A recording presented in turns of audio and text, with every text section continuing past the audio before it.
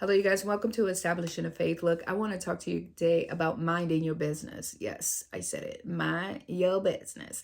But what I'm referring to is your life, managing your life.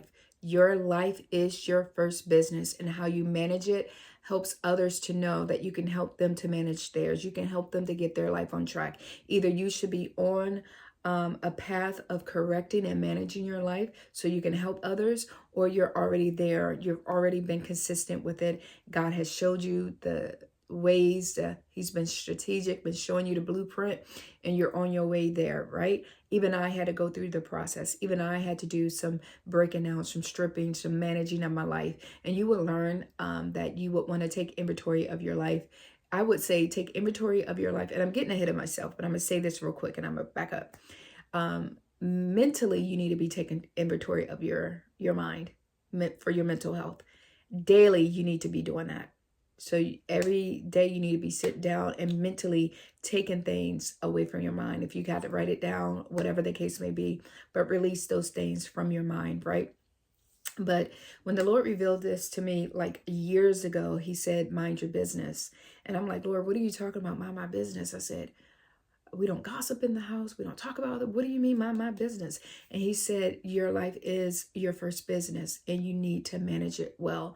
So I had to go through the process. I had to go through the stripping. I had to change my thinking, my response, my speech. I had to change how I treated myself. I had to change my relationship with God. I had to make sure that was intact. Like he took me through some process, but mainly it was here. Like the more I got into the word, the more my mind was renewed, the more my mind set was shifted from the how I grew up learning, how the world taught in society and things like that. And my mind began to change.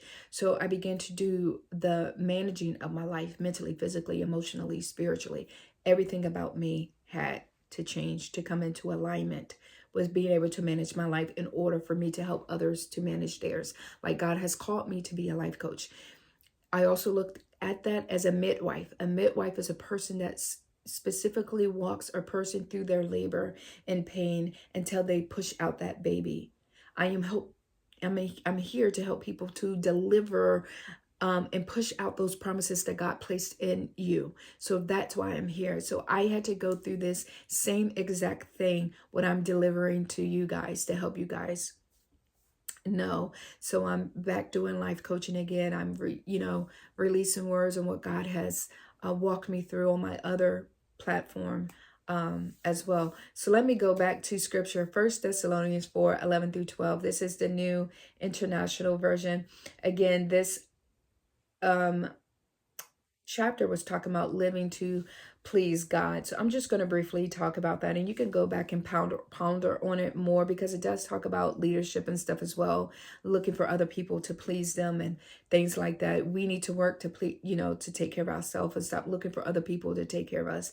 It goes more in depth and more insight of what was going on during those times. And it's gonna not necessarily blow your mind, but it's gonna give you more of an understanding of what to do and what not to do in these days, especially in the days that we're coming into, right? So let me read here. And to make it your ambition to lead a quiet life, you should mind your own business and work with your hands, just as we told you, so that your daily life may win the respect of outsiders, and so that you will not be dependent on anybody. It's go back and read that. It's an awesome thing. But I'm gonna give you 3 things here and I'm gonna let you go. Number 1, take inventory of your life. Sit down with God and get to the core of your soul. You're gonna have to come away from old ways of thinking, old habits, old ways of how you used to respond to certain things. Your thinking has to change. Everything will begin to change within you once you seek God for that guidance and asking him what is in you that needs to change, so you can reflect more of him and not your fleshly man. So I put here to revisit the 10 commandments in Exodus. Why not?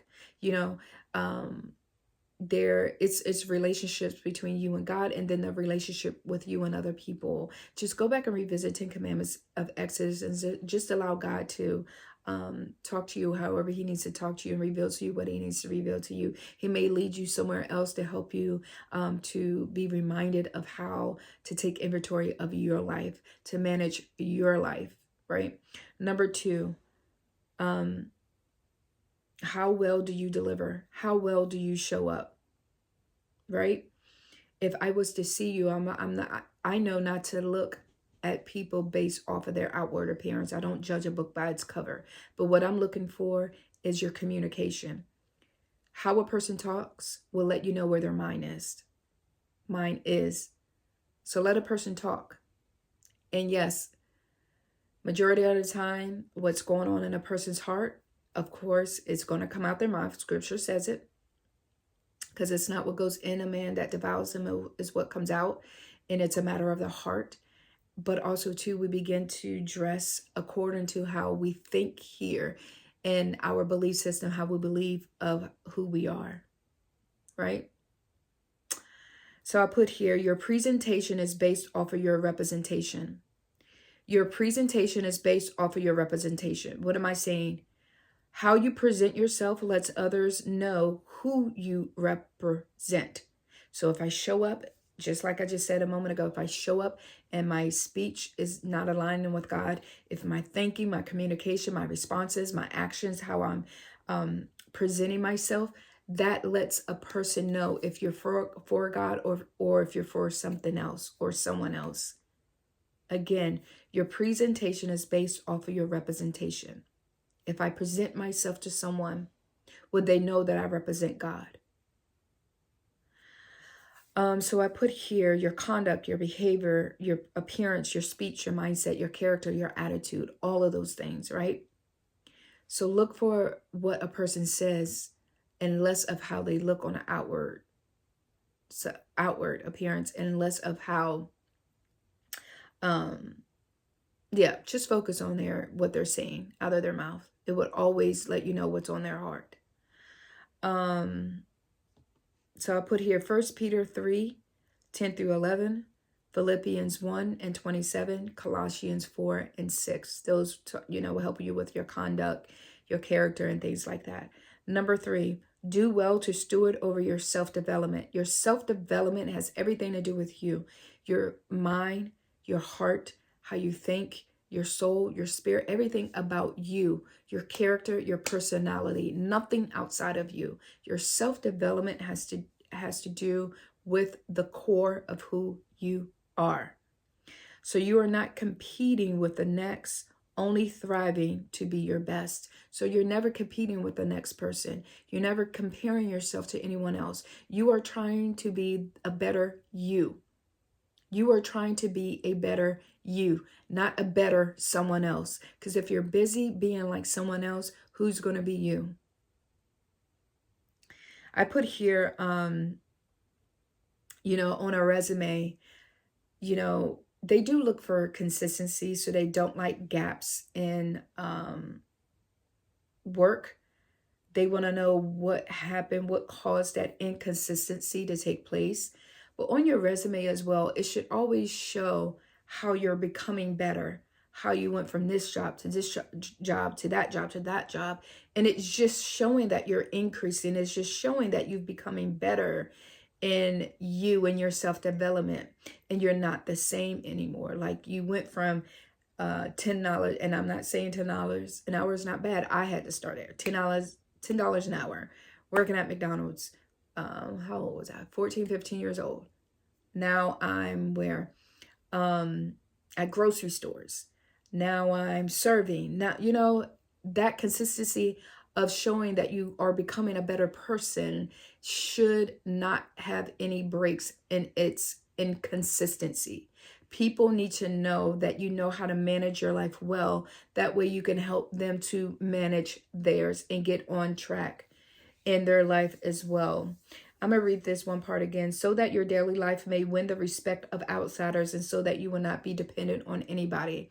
So even with what I just said, it has nothing about being perfect. It has nothing about being so spiritual or anything like that. It's either you're becoming a better you or you're not. Even if you made a mistake, You should always, that doesn't stop you from growing. You made a mistake. It wasn't necessarily a detour. You just looked in the opposite direction. Your focus shifted. So continue to walk in that consistency. The scriptures I have for that is Colossians 1 and 10, 1 Corinthians 13, 10 through 12, right?